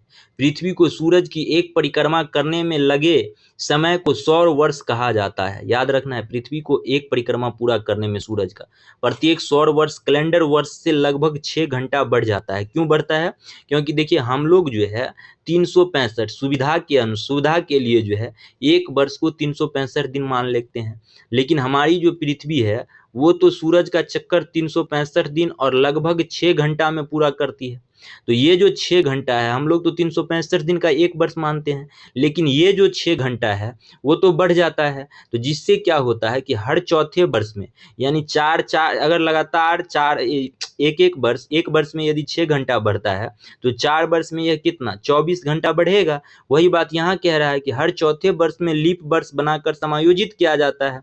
क्या होता है? 24 घंटा बढ़ जाता है एक बार 4 वर्ष के बाद। जब 24 घंटा बढ़ जाता है तो अब तो हम लोग का जो वर्ष होगा 4 वर्ष के बाद, वो 365 ना हो कि क्या हो जाएगा? 366 हो जाएगा। और 366 दिन को इसलिए क्या कहते हैं? लीप वर्ष कहते हैं। और यही एक दिन जो एक्स्ट्रा 24 घंटे का एक दिन जो एक्स्ट्रा होता है, यह हम लोग क्या करते हैं? फरवरी माह में 28 के स्थान पर 29 दिन कर देते हैं, ठीक ना, कैलेंडर में। नेक्स्ट पॉइंट क्या है कि पृथ्वी पर ऋतु परिवर्तन इसकी अक्ष पर झुके होने के कारण और सूरज की सापेक्ष इसकी स्थिति में परिवर्तन यानी वार्षिक गति के कारण होती है। याद रखना है कि पृथ्वी पर ऋतु परिवर्तन जो है इसकी अक्ष पर झुके होने के कारण, जो 23.5 डिग्री झुका हुआ है, वह सूरज के सापेक्ष यानी सूरज का जो चक्कर लगा रही है, परिवर्तन यानी वार्षिक गति के कारण होती है, ठीक ना। वार्षिक गति के कारण ही पृथ्वी पर दिन रात छोटा बड़ा होता है, वार्षिक गति के कारण ही। आकार एवं बनावट की दृष्टि से पृथ्वी शुक्र के समान है। पृथ्वी किसके समान है? शुक्र के समान है। जल की उपस्थिति के कारण जो है इसे नीला ग्रह भी कहा जाता है। बहुत ही महत्वपूर्ण पॉइंट है एग्जाम दृष्टिकोण से। अब देखिए नेक्स्ट पॉइंट क्या है कि सूरज के बाद पृथ्वी के सबसे निकट तारा प्रॉक्सिमा सेंचुरी है। सूरज क्या है? पृथ्वी का सबसे निकटतम तारा है। इसके बाद प्रॉक्सिमा सेंचुरी जो है निकटतम है सूरज के बाद, जो अल्फा सेंचुरी समूह का एक तारा है। कौन सा? प्रॉक्सिमा सेंचुरी अल्फा सेंचुरी समूह का एक तारा है। यह पृथ्वी से 4.2 प्रकाश वर्ष क्या है? दूर है। कौन? Proxima Centauri. नेक्स्ट पॉइंट क्या है कि 24 अगस्त 2006 ईस्वी को अंतर्राष्ट्रीय खगोल विज्ञान संघ IAU की प्राग चेक गणराज्य में बैठक जो हुआ था, खगोल वैज्ञानिक ने प्लूटो को ग्रह होने का दर्जा खत्म कर दिया, क्योंकि इसकी कक्षा जो थी वृत्ताकार नहीं है। किसकी कक्षा वृत्ताकार नहीं है? प्लूटो की कक्षा वृत्ताकार नहीं है, और यह वरुण ग्रह की कक्षा से होकर गुजरती थी। कौन? प्लूटो। नई खगोलीय व्यवस्था में प्लूटो को वोनो ग्रह की श्रेणी में रखा गया। यह सूरज का भी निकटतम तारा है। सूरज का कौन सा निकटतम तारा है? तो बोना ग्रह। अब देखिए, साइरस या डॉग स्टार पृथ्वी से 9 प्रकाश वर्ष दूर स्थित है। साइरस या डॉग स्टार एवं सूरज से दोगुना द्रव्यमान वाला तारा है। यह रात्रि में दिखाई पड़ने वाला सर्वाधिक चमकीला तारा है। याद रखना है, साइरस और डॉग स्टार जो है रात्रि में सर्वाधिक चमकीला दिखाई पड़ने वाला तारा है। अब हम लोग किसके बारे में पढ़ेंगे? चंद्रमा के बारे में पढ़ेंगे। ग्रह के बारे में तो हम लोग पढ़ लिए, चंद्रमा के बारे में। चंद्रमा पृथ्वी का क्या है? उपग्रह है। चंद्रमा की सतह और उसकी आंतरिक स्थिति का अध्ययन करने वाला विज्ञान क्या कहलाता है? सेलेनोलॉजी कहलाता है। चंद्रमा पर धूल के मैदान को शांति सागर कहते हैं। क्या कहते हैं? धूल के मैदान को शांति का सागर कहते हैं। यह चंद्रमा का पिछला भाग है जो अंधकारमय होता है। चंद्रमा के दक्षिण ध्रुव पर, नेक्स्ट पॉइंट, दक्षिण ध्रुव पर स्थित लिबेंटीज पर्वत जो है वो 35,000 फीट चंद्रमा का उच्चतम पर्वत है। चंद्रमा को जीवाश्म ग्रह भी कहा जाता है। याद रखना है, चंद्रमा को क्या कहा जाता है? बहुत ही महत्वपूर्ण पॉइंट है कि जीवाश्म ग्रह भी कहा जाता है। चंद्रमा पृथ्वी का एक परिक्रमण लगभग जो है 27 दिन 8 घंटे में पूरा करता है। यानी कि 27 दिन 8 घंटा, यानी चंद्रमा पर जो एक दिन और रात होगा वो 27 दिन 8 घंटा का एक दिन और रात होगा, क्योंकि पृथ्वी का परिक्रमा चंद्रमा पर जो एक वर्ष होगा वो 27 दिन 8 घंटे का होगा। इतने ही समय में अपने अक्ष पर एक घूर्णन करता है। यानी कि इतने ही समय में पृथ्वी का भी घूर्णन, 27 दिन 8 घंटे में पृथ्वी का भी घूर्णन, और इतने ही समय में अपने अक्ष पर भी घूर्णन कर लेता है। यानी कि चंद्रमा पर दिन रात और वर्ष जो होगा क्या होगा? दोनों बराबर होगा। एक दिन रात जो होगा वो एक वर्ष के बराबर होगा। कहाँ? चंद्रमा पर, ठीक ना। अब देखिए, यही कारण है कि चंद्रमा का सदैव एक ही भाग दिखाई पड़ता है। क्यों एक ही भाग दिखाई देता है? क्योंकि उसी समय में घूर्णन और परिक्रमण दोनों कर लेता है। पृथ्वी से चंद्रमा का 57% भाग को हम देख सकते हैं। अब नेक्स्ट पॉइंट क्या है? यह वाला पॉइंट जो अभी हम पढ़े हैं, परिक्रमण घूर्णन चंद्रमा का, यह हमारे एग्जाम दृष्टिकोण से भी महत्वपूर्ण है। अब जो हम पढ़ने वाले हैं, चंद्रमा का अक्ष तल पृथ्वी के अक्ष के साथ जो है वो 58.48 डिग्री का अक्ष कोण बनाता है। चंद्रमा पृथ्वी के अक्ष के लगभग समांतर है। इसका परिक्रमण पथ भी दीर्घवृत्ताकार है। याद रखना है, यह दीर्घवृत्ताकार परिक्रमण पथ कैसा है? दीर्घवृत्ताकार है। चंद्रमा का व्यास 3480 किलोमीटर, द्रव्यमान पृथ्वी के द्रव्यमान का लगभग 1/81 है। यह महत्वपूर्ण है। पृथ्वी का द्रव्यमान का कितना? 181 है। सूरज के संदर्भ में चंद्रमा की परिक्रमा की अवधि जो है 29.53 दिन, सूरज के संदर्भ में। उसके बाद क्या कहते हैं? दिन होती है। इस समय को चंद्रमास या साइनोडिक मास कहते हैं। सूरज के संदर्भ में चंद्रमा की जो परिक्रमा की अवधि है वो 29.53 दिन है। इस समय को एक चंद्रमास या साइनोडिक मास कहते हैं। नेक्स्ट पॉइंट क्या है? नक्षत्र समय के दृष्टिकोण से चंद्रमा लगभग जो है 27.5 दिन में पुनः उसी स्थिति में होता है कि यह अवधि एक नक्षत्र मास कहलाती है। नेक्स्ट पॉइंट है, ज्वार उठने के लिए अपेक्षित सौर एवं चंद्रमा की शक्ति का अनुपात कितना? 11:5 है। नेक्स्ट बहुत ही महत्वपूर्ण पॉइंट है कि ज्वार उठने के लिए अपेक्षित सौर जो है एवं चंद्रमा की शक्ति का अनुपात इतना है। अपोलो, नेक्स्ट पॉइंट, अपोलो के अंतरिक्ष यात्री द्वारा लाए गए चट्टान से पता चला है कि चंद्रमा भी उतना ही पुराना है जितना पृथ्वी। इन चट्टान में टाइटेनियम अधिक मात्रा में स्थित है। नेक्स्ट पॉइंट जो है वो सुपर मून, जब चंद्रमा पृथ्वी के सबसे निकट होता है तो उस स्थिति को सुपर मून कहते हैं। याद रखना है, सुपर मून एग्जाम दृष्टिकोण से महत्वपूर्ण है। क्या सुपर मून है? कि जब चंद्रमा पृथ्वी के सबसे निकट होता है तो इस स्थिति को सुपर मून कहते हैं। इसे पेरिज फुल मून भी कहते हैं। इसमें चांद्र 14% ज्यादा बड़ा तथा 30% अधिक चमकीला दिखाई पड़ता है पहले की तुलना में। नोट में है, चंद्रमा एवं पृथ्वी के बीच की औसतन दूरी जो है 3,84,365 किलोमीटर है। ठीक है। नेक्स्ट पॉइंट क्या है?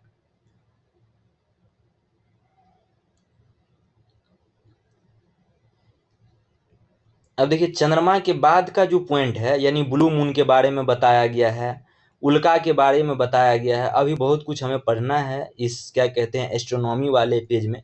एस्ट्रोनॉमी अध्याय में जो है बहुत कुछ पढ़ना है। उल्का भी पढ़ना है, बौन ग्रह भी पढ़ना है, पृथ्वी तथा उसकी जो है सौर्यिक गति भी पढ़ना है। तो अभी बहुत कुछ पढ़ना है। तो इन सब को जो है हम लोग अगले क्लास में पढ़ेंगे। आज तक जो है, आज के लिए जो है यहीं तक रहने देते हैं, क्योंकि अब जो है लगभग 1 घंटा 10 मिनट का वीडियो हो चुका है। वीडियो काफ़ी क्या हो जाएगा? लंबा हो जाएगा। ठीक ना। तो अब इसके बाद जो है चंद्रमा के बाद जो है हम लोग अगले पॉइंट में इसी भूगोल को शुरुआत करेंगे क्लास 2 में। ठीक ना। और आज जो क्लास था वो क्लास फर्स्ट था।